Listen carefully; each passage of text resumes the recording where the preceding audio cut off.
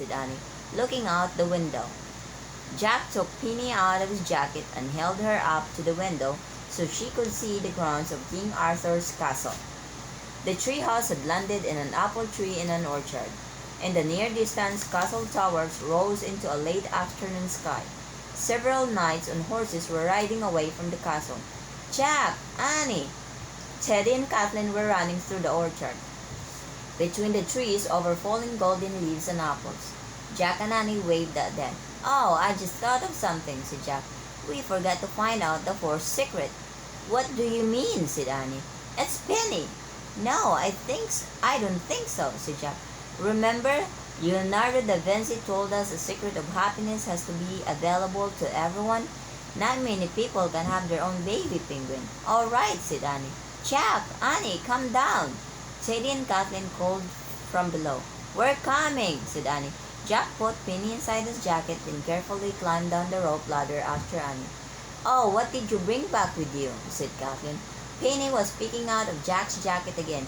"A baby penguin for Merlin," said Annie. "Look at her," said Kathleen. "She's beautiful." "Indeed," said Teddy, patting Penny's downy head. "Peep! She wants to help Merlin," said Annie. "Then let us hurry to him at once," said Teddy. "Come, follow us."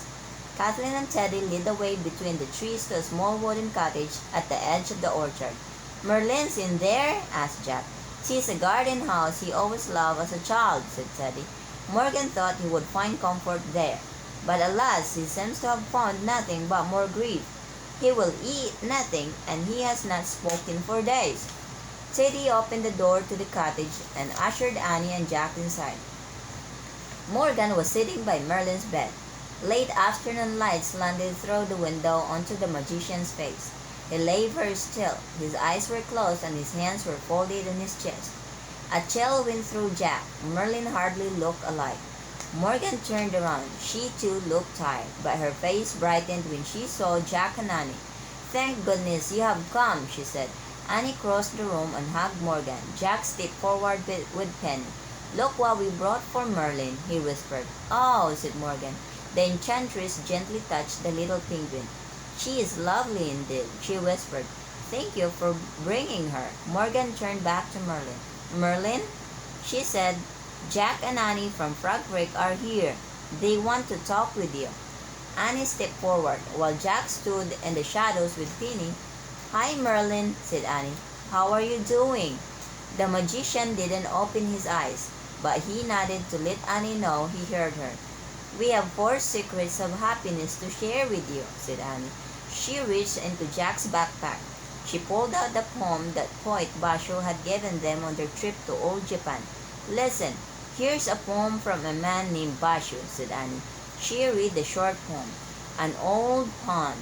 A frog jumps in. The sound of water."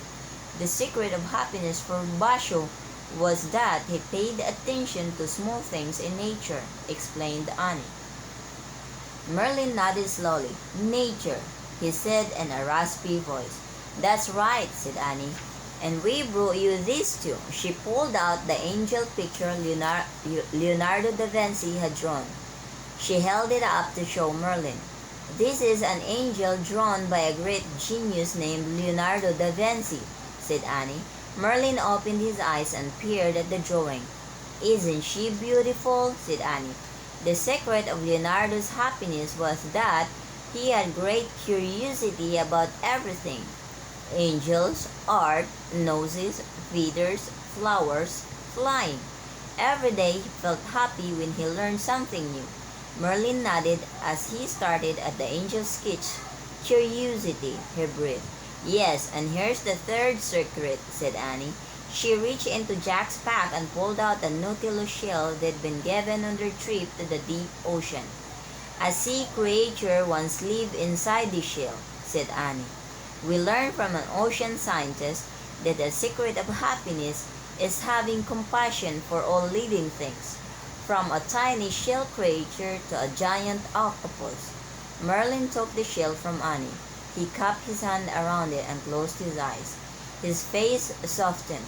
"Compassion," he said, but still he didn't smile. Jack sighed. Maybe Merlin isn't going to get better, he thought. "Give him Penny now, Jack," whispered Annie. Jack stepped out from the shadows. Merlin, he said, we don't actually know what the fourth secret of happiness is, but we want to give you something else. Merlin looked at Jack. Jack held up the tiny penguin. Her name is Penny, he said.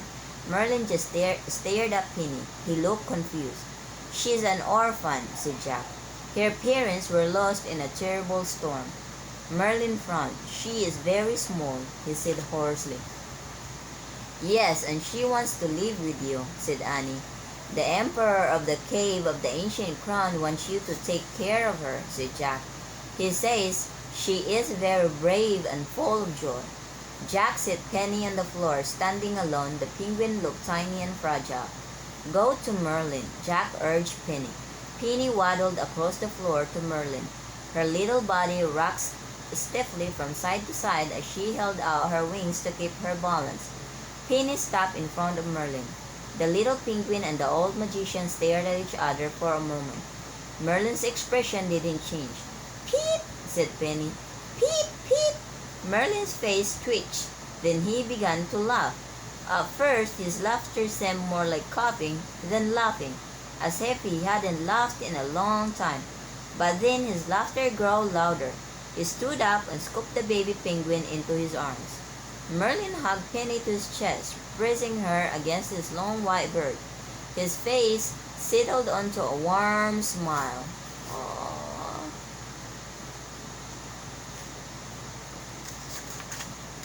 It is your destiny to care for her, Merlin, said Morgan. The Emperor of the Cave of the Ancient Crown has sent her to you. He is very wise. Merlin nodded, then cuddling Penny in his arms. He walked to the doorway of the cottage and looked out. The air smells like ripe apples and wood smoke today, he said. Yes, my old friend, it does, said Morgan. She wiped tears from her eyes. Merlin turned back and looked at Jack and Annie. Thank you for bringing... What did you say her name was? Penny, said Annie. Ah, yes, Penny to me, said Merlin. And thank you for your other gifts as well. I will never forget the secrets you have shared with me. You're welcome, said Jack and Annie. Peep! Yes, yes, Merlin murmured to the baby penguin. You will stay with me, and we will have a happy time together. Let us go into the orchard, and I will show you the rising moon. Merlin put Penny down on the ground. The baby penguin took tiny quick steps alongside the magician, and they walked into the orchard. The two strolled together between the trees, and the round moon rose over the kingdom of Camelot.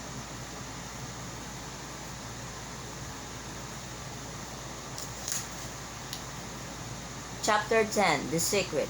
Well done, Teddy said softly. Indeed, said Kathleen, smiling at Jack and Annie. Morgan smiled at them too. Thank you for your 4 secrets, she said. You're welcome, said Annie, but we're not exactly sure what the 4th secret is. I told Annie I don't think it can be a baby penguin, said Jack, because in our time people aren't allowed to have baby penguins. That is true, said Morgan. But people can always take care of someone or some creature who needs them. So that's the secret, said Annie. Morgan nodded. Taking loving care of another can make one very happy, she said. Like the other 3 secrets, it helps us look outside ourselves. Then we can better see all the gifts the world has to offer. Yeah, taking care of Penny really took my attention off myself, Jack said. I forgot about a million things I was worried about. I know you will miss her, said Morgan, but I imagine you will see her again someday. So are we going on another mission soon? Asked Annie. Return home and rest first, and we will send for you again, said Morgan. Can you try to make it really soon? Said Annie. We don't like long rest. Morgan laughed. We will see, she said. Oh, before we leave, I want to take a picture of you 3 guys, said Annie. It's for my family project at school. You seem like a family to me. Look this way, please. Annie aimed her camera at Morgan, Teddy, and Kathleen. Smile, she said. What are you doing? Asked Teddy. What are you holding? It's a camera, said Annie. Just smile. Say cheese. Cheese? Why cheese? Said Teddy. Click. Flash. Got it.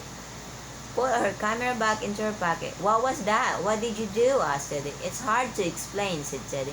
It's like magic from our time. Goodbye now, said Morgan, smiling. Have a safe journey home to your family. Thanks, said Jack. See all you guys again soon, real soon. We hope, said Annie. We hope so too, said Teddy. Goodbye, said Kathleen. Jack and Annie left the garden cottage and hurried back to the treehouse. They climbed up the rope ladder. Jack grabbed the Pennsylvania book and opened it to a picture of the Frog Creek woods. Wait, I see Merlin and Penny, look! Annie pointed toward Merlin in the distance. He was still walking through the apple orchard with Penny at his side. They look like a little family now too, said Jack. Yeah, they do. I should take their picture, said Annie. She aimed her camera at Merlin and Penny and took a picture. Then she sighed. Okay, home now. Bye, Penny, Jack said softly. Then he pointed in the book to the words Frog Creek. I wish we could go there, he said. The wind started to blow. The treehouse started to spin. It spun faster and faster, then everything was still, absolutely still. We're home, Annie said. That was a great trip. She and Jack were back in the Frog Creek woods. Yeah, I hope we see Penny on our next mission, said Jack. If we see Merlin, we'll probably see Penny, said Annie.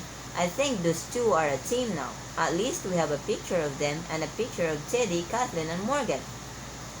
Annie held up her camera and clicked through the photo display. Oh no, she said. I don't believe it. What? Said Jack. All my pictures are gone, said Annie. No Antarctica, no Merlin or Morgans, no penguins. Really? Said Jack. Maybe you can't keep the pictures you take on a magical trip. I think you're right, said Annie. I only have one picture. I took it right before we left home. She held up her camera to show Jack. It was a picture of him. He had a grin on his face. That's when I saw the streak of light over the woods, said Jack, and I knew the treehouse was back. Well, at least I captured that moment, said Annie, sighing. Yep, Jack put the Antarctica book on the floor of the treehouse and pulled on his pack. Then he climbed down the rope ladder. Annie followed. As they started tramping over the fallen leaves, the woods were growing dark. Jack felt a little cold and hungry. So the first secret is take care of someone who needs you, said Annie. I guess that could mean lots of things, like take care of a sad person, a baby, a puppy, or a new kid in school. Jack nodded. Yep, he said, and maybe it works the other way too. What do you mean? Said Annie. I think sometimes you can make other people happy by letting them take care of you, Jack said. All right, said Annie. It seems to make Mom and Dad happy to take care of us. Like when they tell us to wear scarves and gloves, said Jack. And make us dinner, said Annie. And tell us to be home before dark, said Jack. We better hurry, said Annie. Yep, let's go make Mom and Dad happy, said Jack, laughing. By letting them take care of us, said Annie. The wind shook the tree limbs and leaves fluttered to the ground. Geese honked overhead as Jack and Annie hurried home through the chilly November twilight. The end. Thanks for watching. Bye-bye.